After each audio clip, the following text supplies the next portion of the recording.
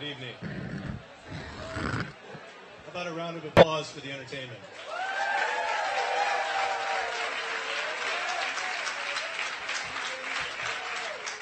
That's the best that the class of 2015 can do. Come on, let's hear it again.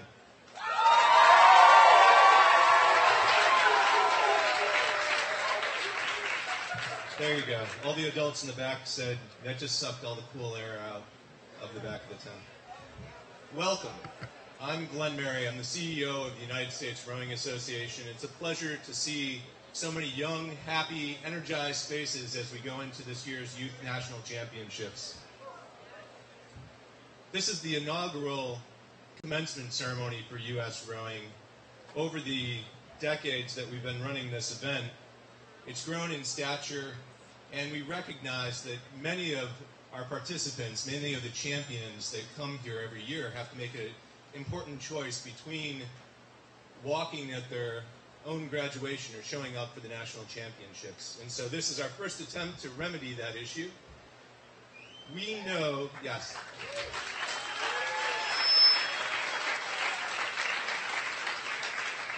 We're proud to be able to gather all of you together for this event tonight. And as you already know, rowing is a unique sport because it is about the whole, not the individual. From your boatmates and teammates to the competitors you share the starting line with, these rowers, they'll be your lifelong friends. And most importantly, they'll become your family. It's this entourage of fellow athletes, this community of champions who do remarkable things that set us apart as a sport. Waking up at odd hours to go row in the rain, the cold, the snow, the heat, the humidity, the lightning. Maybe not the lightning. Safety committee will be on me for that remark. It's a group of strong-minded young people who meet after school and practice their starts on the erg. It's a persistent study group that knows how to get all their homework done on Wednesday so they can de-rig on Thursday and get ready for that weekend's races.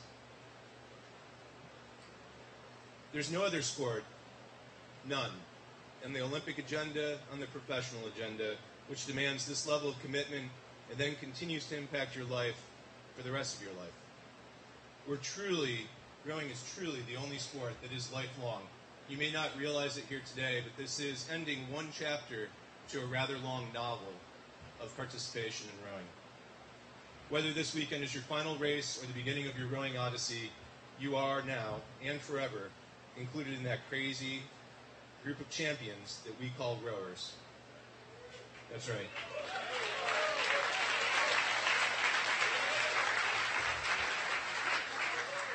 So as we kick off, we'll have some speakers, we'll do some recognition, we'll recognize the programs. But to give you a sense of the stature of those fellow rowers around you, those graduates with whom you sit, here's some interesting facts about the U.S. rowing class of 2015. 22 of you are going on to the Big Ten Conference to row. 20 to the ACC. 48 are going to be Pac-12. And 38 will be at the Ivy League. When we look at the list of schools that you reported you're headed off to, 10 of you are going to become Quakers at University of Pennsylvania. 15 will be Badgers at Wisconsin. And 21 are going to be Huskies at the University of Washington. 17 members of the 2014 junior national team are among those competing this week. The Y Quad Cities Junior Women's Quad is here from Illinois with the Youth Nationals as a stepping stone to the 2015 Women's Henley. They're only the second U.S. team to enter a boat in the Junior Women's Diamond Jubilee Challenge Cup, the second ever. Then there's Haley Mead racing this weekend with Artemis Rowing out of Oakland, California. At 13 years old, 13, she's on a quest for a national title in the women's lightweight double sculls. That's right. These are your colleagues. These are your friends. This is your future family that you'll be racing against for the next decades. When you're old like me, maybe not gray yet, but when you're old like me after 25 years, you'll see the same people around you at the starting line and hopefully on the podium. We know from your response that 90% of you plan to continue your rowing on in college, and every Ivy League school is represented here today. I'd like to call up a couple of speakers to talk to you about rowing at the high school level and what it means to them.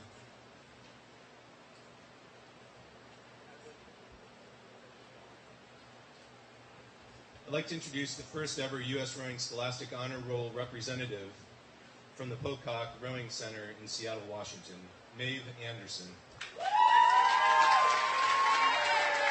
Maeve, come on up, Maeve. U.S. Rowing would like to take this opportunity to thank you for all of your hard work, perseverance, and your drive to become such a great ambassador and example for the sport.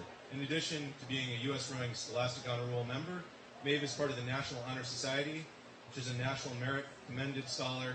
She recently graduated from Seattle Preparatory School with a 3.9 CUME GPA. This fall, she plans to attend Cornell University and pursue a degree in environmental science. Please welcome Maeve Anderson.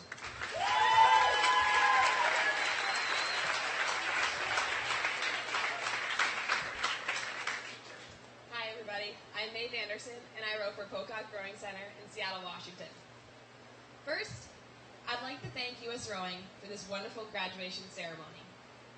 I'm honored to speak to my fellow rowers and graduates at such an incredible event. I think that there's no better way to celebrate graduation than at the race course, where we've learned perhaps more about ourselves than in the classroom over the last 4 years. Here, we've learned to be good teammates, to push ourselves beyond what we thought possible, and, when things align, what victory feels like.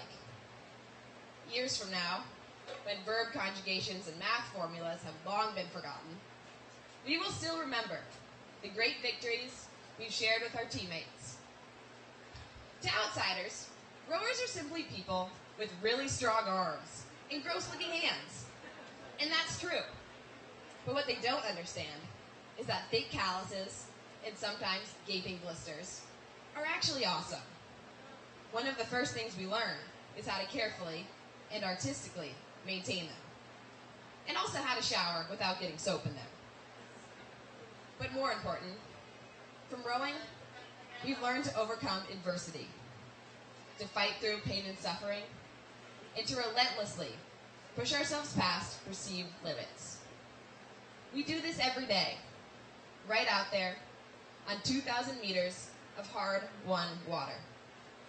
We've learned on the rivers, lakes, and estuaries of our hometowns, where we took our first strokes as awkward novices and wondered why on earth we signed up for a sport so terrible.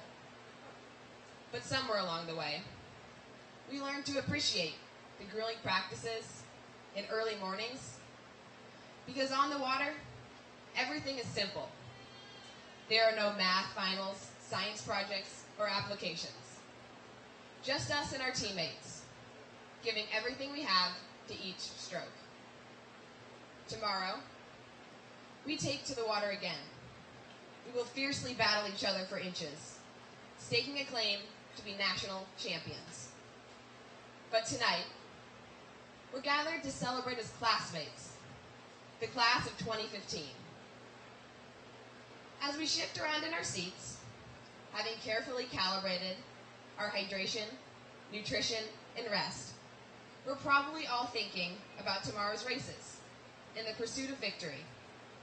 For some of the class of 2015, these will be your last strokes.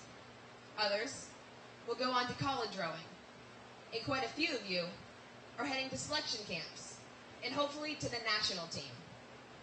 But each of us will carry the lessons we've learned on the water to our next chapters, in school and later in life. From rowing, we've learned to value our teammates and to respect our opponents, because they demand the very best of what we can produce. Working in unison, with each other, and against each other, we have grown the most.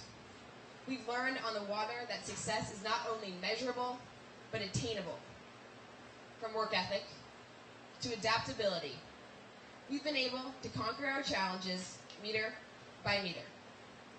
And because of this, we will enter the next phase of our lives ready to win. Class of 2015, It's been quite a year, but we have persevered, and here we are at the National Championships. We've survived a record snowfall in Boston and a brutal winter on the East Coast. We've survived a devastating Super Bowl loss, or I guess some would say a great victory, SATs, ACTs, winter training, and college applications. And yet, here we are, at the pinnacle of youth rowing, prepared by our coaches to race the very best we can, and supported by our parents to do just that. Tomorrow, we will race with full hearts, with our teammates and classmates beside us. And on Sunday, as we leave high school rowing behind us, we will take these lessons on to our next teams, wherever they may be. Thank you.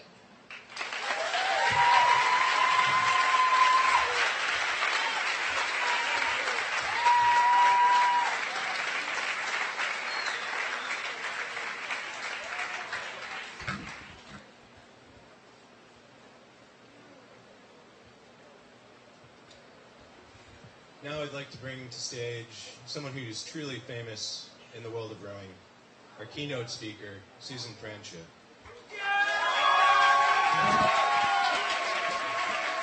Susan is an internationally recognized rower, coach, and now a motivational speaker. She fell in love with the sport of rowing at the age of 18 and is now one of the most highly decorated females in Olympic athletics, I think. Her drive and perseverance has more than paid off, with 5 World Championship titles and 2 Olympic gold medals. Yeah.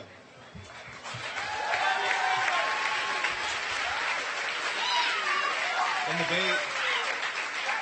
the Beijing Olympics in 2008, she helped the U.S. Women's 8 win their first ever gold medal at the 2,000-meter distance at the Olympics. And then 4 years later, she repeated that feat, earning her second gold, defending the title in London. In 2010, Susan was awarded the U.S. Rowing Athlete of the Year award, which was an award voted on by her peers. So she's been selected not just by her community, but by her teammates. We are ecstatic that she's with us for the first ever Youth Nationals graduation ceremony. Please give a warm welcome to Susan Francia. Wow. Woo! Woo! Okay, so first of all, I am so impressed that you guys are wearing your graduation outfits. I'm now embarrassed because luckily you guys back there can't see, but I'm wearing flip-flops, so I'm sorry. It was just too hot for nice shoes. So U.S. Rowing actually asked me to give this speech, and I needed a little inspiration, so I thought about my graduation speeches. My high school graduation speech was rained out halfway through, and my college commencement speaker was Bono. So, yeah, you guys actually know who Bono is? Wow. I have to say, the only lesson in that speech that we learned from Bono was that if you want to be a rock star, do not have a mullet. Okay, that was the only thing we learned. So, with that, I guess I have a clean slate. Oh yeah. You've all earned the right to be here, not just by making rowing a priority, but by making your passion and your dedication a priority in your life. This weekend is truly an envelopment of that passion and dedication to the sport of rowing. As you move forward in the rest of your life, it'll take on many different forms. You will find and apply that enthusiasm and perseverance in a lot of different things. But through my own experiences, I am happy to share with you the knowledge that this dedication that you've created within yourself will benefit you in ways that you've never imagined. This drive has led me to, in my current job, hang the bulletin board higher than anyone else can reach. In addition, I can now tell my real estate agent, no, you need to get that offer back now, and I'm okay with being aggressive. I also am okay with telling strangers, no, I don't want to arm wrestle you, because I will win. Okay, so now I have to give you real lessons. So people ask me what my most memorable race is, and you're probably going to be surprised to find that one of my most memorable races was in 2005, at the World Championships in the women's 8. I remember we were at the starting line, we're getting into the race, 250 in. I had one of those moments, and I hope none of you guys have this. At 250 in, I was like, oh dear God, that was it out of me. 250 in, I don't know. It was 250 and then I was done. Luckily, my years got better. But we were up. We came across the 1,000 line, and we were a length ahead of everyone. Mary Whipple calls, "We are up on the world." And I'm thinking, like, yeah, okay. I'm really dying, but this is okay. We're going to win. We're going to win. And unfortunately, slowly, boats started to creep up. Our length lead kind of diminished, and we got passed by one boat, then the next boat, and then the next boat, and we ended up finishing 4th by about this much. And at that time, I was completely devastated. But hindsight, I am so thankful for that loss. If we had not had that loss, we would not have had the determination that we did going into the next couple of years. And you know what? You guys are going to have a lot of losses too. And what you do with that is going to make all the difference in the world.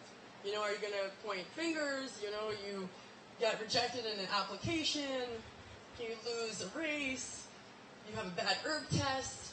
How you take that and move on with it. That's going to be the difference between really winning and losing. And so for us, we didn't wallow in our loss. Instead, we decided to get tougher. We wanted to pull harder. We ate healthier. We actually slept a good amount.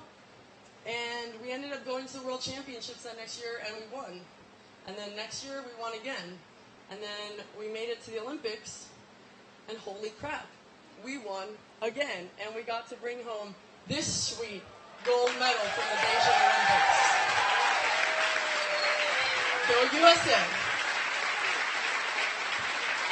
Thank you. But I honestly, in my heart, believe that had we not had that loss in 2005, that seriously embarrassing loss, we wouldn't have been where we were in 2008.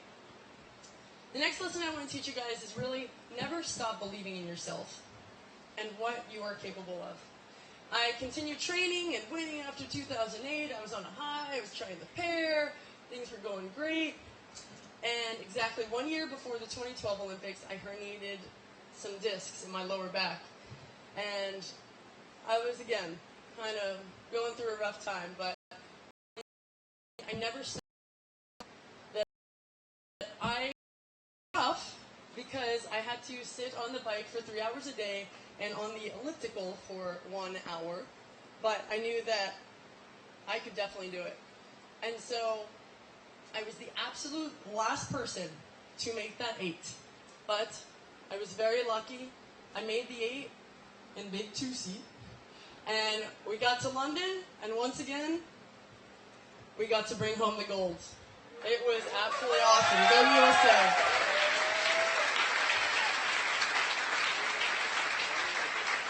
But as cool as those things are, I have to say I couldn't have done that by myself. It really takes full trust in one another. Whether you're at the Olympics or whether you're at youth nationals, it's all about the team. The team is really what comes first. So remember, you guys are in it together.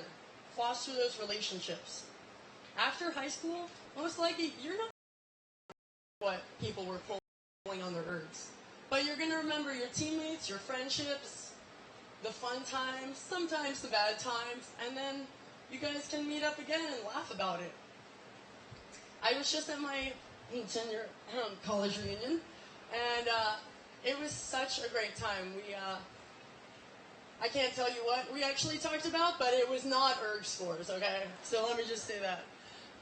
So definitely be present. Be present and enjoy everything, like all the aspects of your teammates, the team, and racing. And lastly, I just want to say, good luck this weekend, guys, especially SDRC. Woo! So in college and the rest of your life, don't be afraid to follow your passion, learn from your losses, take advantage of your opportunities. Never stop believing in yourself. I know all of this is so wonderfully cliched, but it's true. It's true, okay?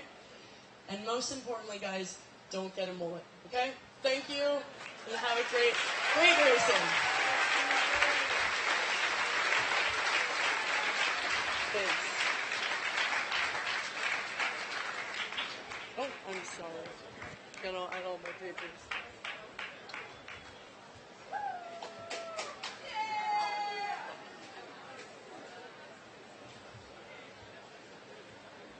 Well, now that all the cool air has left the tent, it's time to get down to business with why we're really here.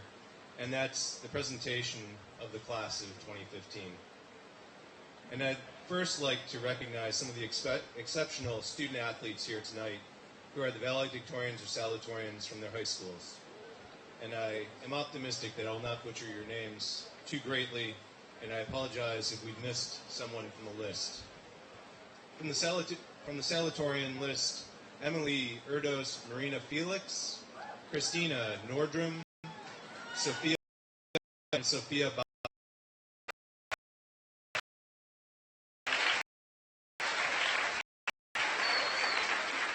The valedictorians among us, Alexina Rai Boudreau Allen. She brought like a whole entourage. Alexander Vidal. Alexander Eggers, Robert Hayes, Peter Blumenstein, and Taylor Warnick. So now we get down in recognizing all of you. So parents, sit back. This will only take about 3 hours. We have about 200 kids. They're all going to stand up. We're going to let them each speak for 30 seconds. And, We'll call your program. Please stand up and then sit back down. Parents and fans, smattering of applause is acceptable, not excessive. We'll do one great big recognition applause at the end. We know that that will be hard to control, but we have some sergeants of arms around the audience to enforce it. So without further ado, the first, by alphabetical, Annapolis Junior Rowing Association, Atlanta Junior Rowing Association, Bainbridge Island Rowing, Baltimore Rowing Club, Bellin Jesuit Prep School, Berkeley High School Crew, from my hometown, Brighton Rowing Club, Bromfield Acton Boxborough Rowing, Brophy College Preparatory Crew, Casitas High School Rowing, YMCA Charlotte Youth Rowing, Commencement Bay Rowing Club, Conestoga Crew Club, Community Rowing, Dallas Rowing Club, Detroit Boat Club, East Tennessee Rowing Organization, Episcopal School of Dallas, Essex Rowing Club, Father Judge High School, Fayetteville Manlius High School Rowing, Fordham Preparatory School, Friends of Port Rowing, Gainesville Area Rowing, Greater Dayton Rowing Association, Greater Lawrence Rowing, Green Lake Crew, Haddon Township High School, Humboldt Bay Rowing Association, Jacksonville Rowing Club, Lake Oswego Community Rowing, Long Beach Junior Crew, Los Gatos Rowing Club, Marin Rowing Association, Marina Aquatic Center, Miami Rowing, Miami Rowing Club, Mile High Rowing Club, Minnesota Boat Club, Mount St. Joseph Academy, Mountain Lakes Rowing Club, Nashville Rowing, New Trier High School Rowing, Newport Aquatic Center, NorCal Crew, our friends from Oklahoma City River Sport,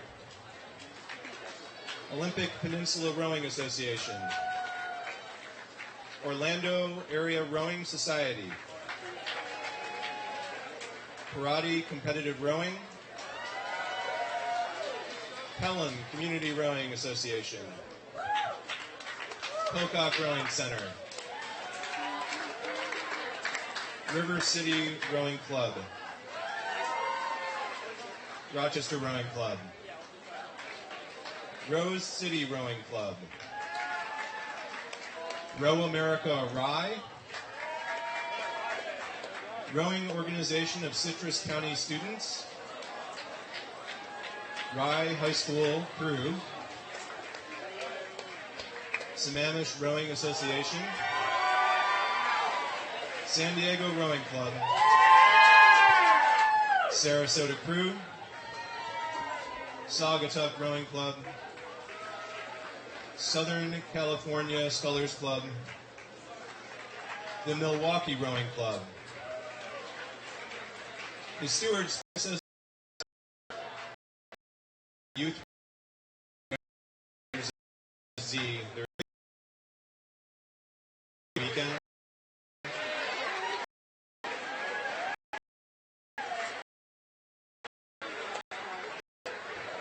All right. Thank you. Everyone have a seat. So they take direction well. If rowers are nothing else, they take direction well. Thank you to all of you here tonight. We're so happy to see our champions move into that next round in the rowing community of college.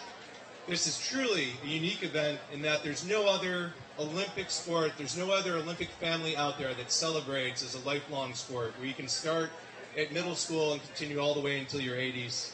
Thank you to the student athletes for their dedication, hard work, and enthusiasm for rowing, and of course to the coaches who train the athletes at the 109 clubs represented at this year's championships.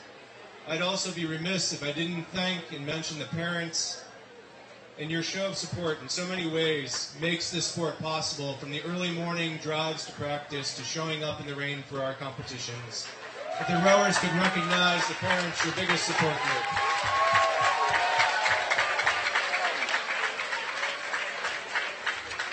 And finally, this event would not be possible without the hours of hard work put in by the local organizing committee at Sanka, the U.S. Rowing Youth Committee, our U.S. Rowing Referee Corps, and the staff at U.S. Rowing.